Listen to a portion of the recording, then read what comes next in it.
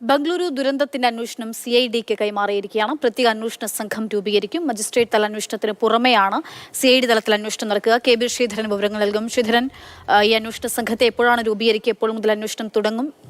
എന്താണ് ഇതിന്റെ മാനദണ്ഡം? ഇന്ന് കോടതിയിൽ സമർപ്പിച്ച ഒരു റിപ്പോർട്ടിലാണ്, തൽസ്ഥിതി റിപ്പോർട്ടിലാണ് അന്വേഷണത്തിന് CID, അതായത് നമ്മുടെ നാട്ടിലെ ക്രൈംബ്രാഞ്ചിന് സമം ആണ് ആയിട്ടുള്ള ഏജൻസി.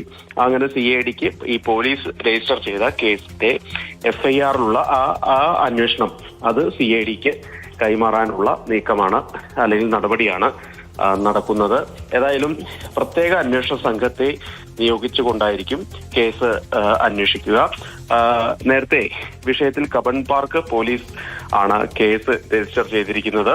ഇതിൽ തന്നെ വലിയ കുറ്റകരമായ വീഴ്ച ഈ സംഘാടകരുടെ ഭാഗത്ത് നിന്ന് ഉണ്ടായിട്ടുണ്ട് തുടങ്ങിയ കാര്യങ്ങളൊക്കെ പറഞ്ഞിട്ടുണ്ട്. അങ്ങനെയുള്ള FIR ആണ് ഇപ്പോൾ ഇനി CID അന്വേഷിക്കുക. അതിന് പുറമെ മജിസ്ട്രേറ്റ് തല അന്വേഷണം പുരോഗമിക്കുന്നുണ്ട്. ഇന്ന് തന്നെ ആരംഭിച്ചിരുന്നു.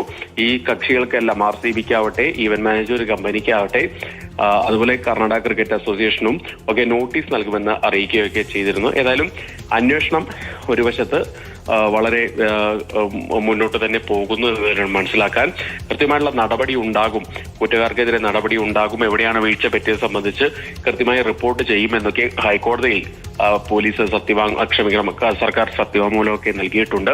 നിലവിൽ ഏതായാലും അന്വേഷണം CIDക്ക് ഈ പ്രത്യേക അന്വേഷണ സംഘത്തിന് കൈമാറാനുള്ള നീക്കം തന്നെയാണ് നടക്കുന്നത്. ശരി, KB ശ്രീധരനാണ് വിവരങ്ങൾ നൽകിയത്. ബംഗളൂരു ദുരന്തം, കഴിഞ്ഞ ദിവസം ഉണ്ടായ വലിയ ദുരന്തം, ആ ദുരന്തം CID കൂടി അന്വേഷിക്കും.